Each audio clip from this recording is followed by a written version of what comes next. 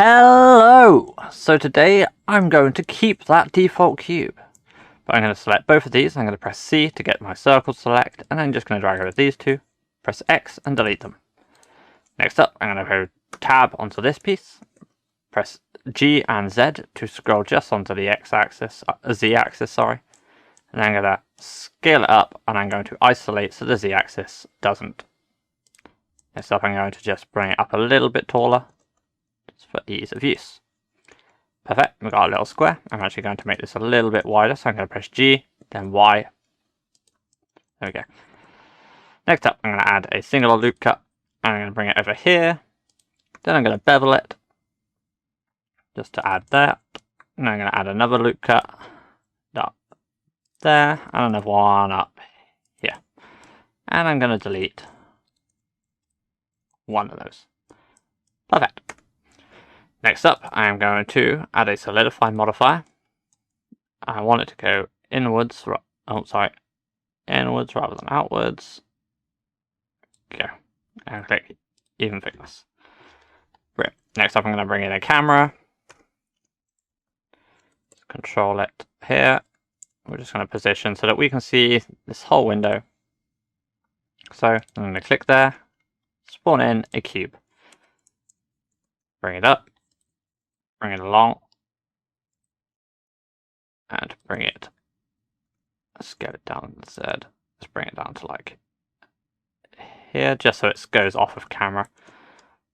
This is going to be our volumetric, this is going to be our volumetrics. So if I go into shading now, I've got this little piece selected, click new, don't want this, I'm going to go shader, I'm going to go for a principled volume.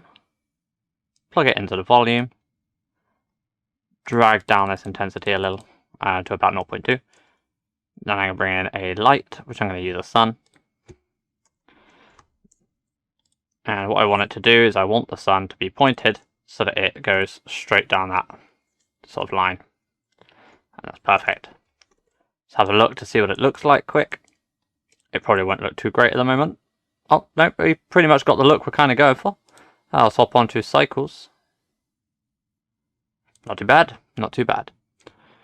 So what we're going to do is on the material for the wall, I'm going to sort of make it a little bit lighter and bring the roughness down a bit, but not too low. Okay, now if we select this, we'll probably bring the density up a bit. And the higher I make the density, as you can see, it's almost cutting out the light completely.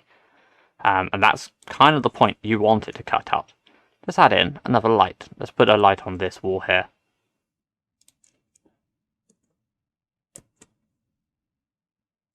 Let's make this one a bit dimmer because we don't want it to completely cut out anything.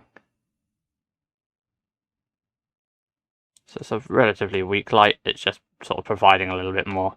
And we can position this back so that we can see a little bit better. Actually, I think without that light looks better. You get that light shaft coming through. I like that like that. But there's more you could do with this if you wanted to. I'm trying to be as quick as I can here. But let's bring in a plane. Rotate it. Bring it across our window. Want it to cover the window completely. Perfect. And now I'm going to add a couple of these in. Put in a bevel like so, and delete the faces. And now, if I go into over mode, you can see that we've got these sort of streaks coming through.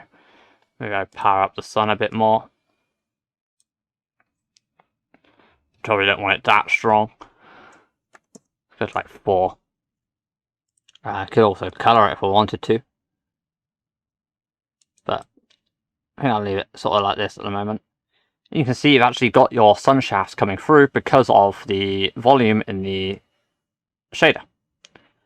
Now what I'll do is I'll quickly render this out so that I can show you a finished product with it all the noise and stuff removed. So I'll be back with you in 2 seconds.